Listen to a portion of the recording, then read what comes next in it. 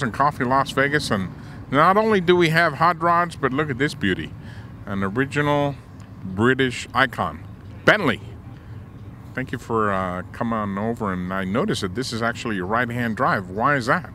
I bought this car when I lived in Japan, and I just had it imported back into the United States last year. This is a Bentley Turbo R, and this car has actually participated in events in Tokyo for the Rolls-Royce and Bentley Owners Club of Japan, which I'm still a member of.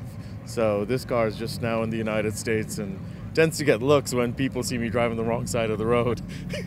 Was it odd coming back into the States and driving a right-hand car, right-hand driver on the left-hand side of the road? Well, for me it's not a problem, but for the other people on the road it may have been a problem.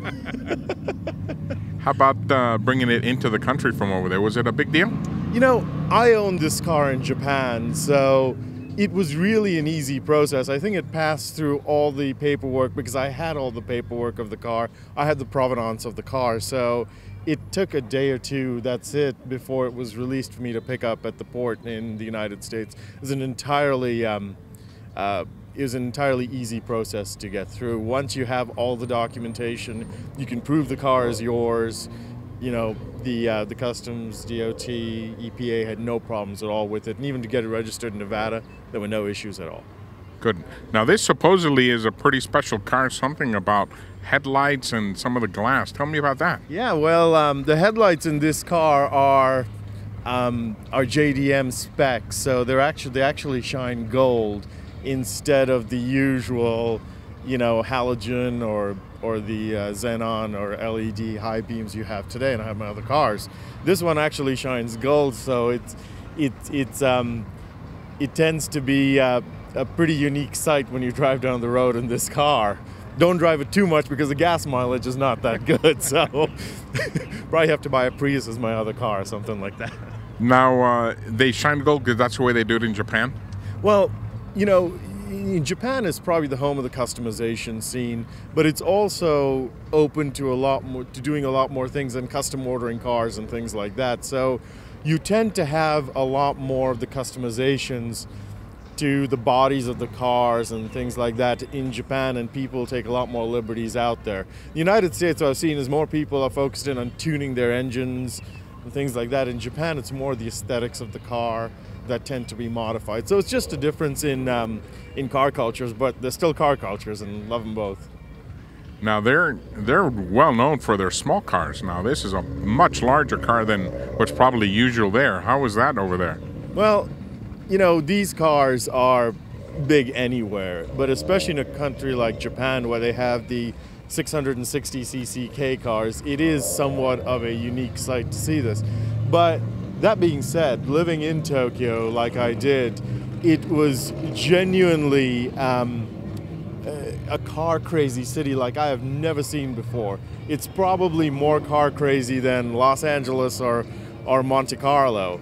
And to see a Rolls-Royce or Bentley, I mean, people just don't even look at these things out there. It's you know, I remember the Hyatt in Roppongi.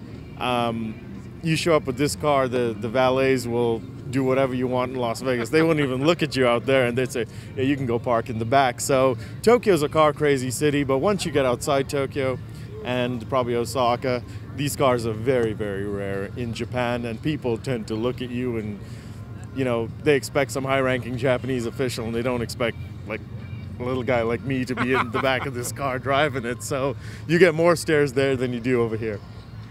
Now, were you the original owner, or does the car have some history? I am not the original owner of this car. I bought it pre-owned in Japan. I bought it with under 10,000 kilometers. It's got about 22,000 kilometers now. You know, given these cars, the ilk of these cars, and when they were built, the owner, the best thing I'd probably say about the owner is probably an interesting character. And you know, he